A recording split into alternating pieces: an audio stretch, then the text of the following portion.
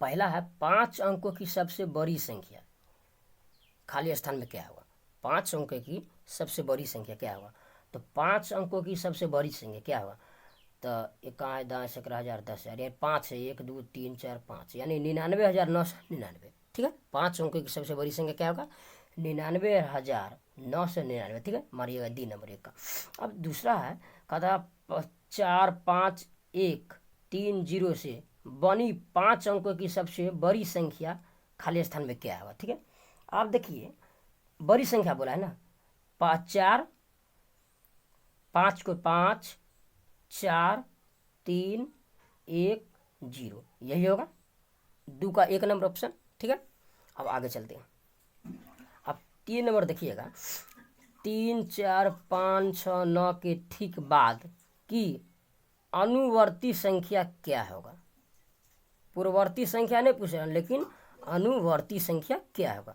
तो अनुवर्ती में 1 जोड़ते हैं तो इसमें 1 69 के बाद क्या होगा? 70। तो इसका ऑप्शन होगा डी। चलिए 4 नंबर देखते हैं। 7 4 5 8 में 4 का स्थानीय मान क्या होगा? यानी 4 का स्थानीय मान बोला, 4 पर कितना जीरो पड़ेगा? 2 4 पर कितना जीरो पड़ेगा? 2। चलिए गलती,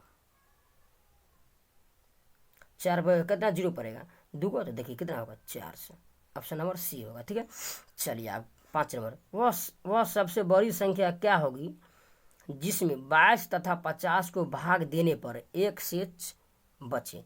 एक शेष बच जाना चाहिए। ठीक है, तो देखते हैं। अगर 22 में 7 तिया 21 और 7 7 49, यानी 7 से लगाते बड़ी संख्या 7 है, इसमें 7 है। अगर 7 से हम भाग लगाते तो इसका शेषफल 1 बच जाता है। ठीक है, चलिए अब 6 नंबर चलते हैं। 126 का अभाज्य गुणनखंडन क्या होगा? 126 का अभाज्य गुणनखंडन क्या होगा? तो आप लोग देखिए करके हम किए हैं, तो ये नंबर ऑप्शन है 2 गुने 3 गुने 7 3 गुने 7। ठीक है, चलिए 7 नंबर देखते हैं। अब 7 नंबर है 45.345 गुने 1000। ये संख्या को इससे गुना करने पर कौन सा अंक प्राप्त होगा? कौन सा संख्या प्राप्त होगा? ठीक है, तो देखिए हम गुना किए हैं तो मेरा ए नंबर ऑप्शन आया, आप लोग गुना कर लीजिएगा। ठीक है, यानी 45 34 5.6 आया। ठीक है, चलिए आगे चलते हैं। अब आगे चलते हैं, देखिए निम्नलिखित संख्याओं के मौस अभाज्य गुणनखंडन द्वारा ज्ञात कीजिए। मौस बोला अभाज्य गुणनखंडन द्वारा। अब इसका गुणनखंडन करेंगे, 40 का गुणनखंडन करेंगे, बन जाएगा। ठीक है, बन गया। अब महत्तम समावर्तक भाग विधि द्वारा बनाए, यानी 12 12 और 32, 12 में 32 से भाग लगाना, बन जाएगा। 4 में 15 से लगाना, बन गया। ठीक है, चलिए 3,4 और 9 के गुणजों पर विचार करें। 3 का गुणज क्या होगा? 3 3 का 3 3 दून 6 3 तिया 9 3 चौक 12 3 5 5, 3 का पहाड़ा लिख देना, 4 का पहाड़ा लिख देना और 9 का पहाड़ा लिख देना।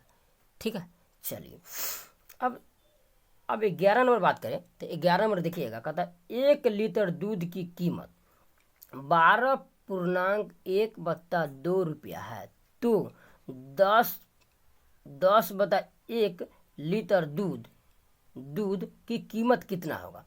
ठीक है, तो पहले तो क्या करना है, 1 लीटर दूध की कीमत इतना है, तो 1 लीटर दूध की कीमत इतना है, तो 10.1 दूध की कीमत क्या होगा? तो इसको 12.1/2 गुने 10.1/2 को क्या करना है, गुना कर देना है, पूर्णांक तोड़कर एलसीएम पूर्णांक तोड़कर गुना करके आंसर हो जाएगा, बन गया। चलिए आगे देखते हैं, कहता है 12 नंबर, व्यापक नियम का प्रयोग करते हुए निम्नलिखित में से प्रत्येक के योगफल का सन्निकट मान बताइए। अब सन्निकट मान नहीं बतलाइएगा, बन जाएगा आसान तरीका से। सन्निकट मान यानी 12,904 है, तो इसको 900 है, तो 12,000 को क्या 12,000 के स्थान क्या लिखेगा? 13,000 प्लस में 2800 है, तो 2888 है, तो एक के 3,000 हो जाएगा, तो दोनों को जोड़िएगा तो इसका आंसर हो जाएगा लगभग 13,000 3,000 16,000 हो जाएगा। इसका बना लीजिएगा आप लोग। अब सरल करने के लिए कहता है, सरल नहीं कर लीजिएगा ना, और इतना यानी 625 250 और 525 का मौस ज्ञात करें, नहीं बनेगा। चलिए आगे कहता है आप अभाज्य भाज्य ज्ञात कीजिए, यानी भाग देना, 18 में 48 54 में भाग देना है, ठीक है ना। आप कहता है सूत्र का प्रयोग करते हुए भाज्य बराबर क्या होता है, क्या होता है, तो भागफल गुने भाजक और प्लस में शेषफल, सूत्र लगाइए, बन गया। चलिए अब अगला क्या सवाल है, चलिए अगला देखते हैं। अब अगला ये है, इसको तो ये तो बनिए जाएगा, बोधमास है, ठीक है। अब कहता है यदि 8 केजी चीनी का मूल्य 250 रुपया है तो 12 केजी चीनी का मूल्य क्या होगा। एक एक नियम है, चुटकियों में आप लोग बनाइएगा, ठीक है। तो चलिए बच्चों यहीं पे हम समाप्त करते हैं, फिर होगा तो आप लोग देखिए, आप लोग का टेस्ट 2 है, ठीक है। चलिए फिर टेस्ट नंबर 3 पर मिलते हैं, बाय।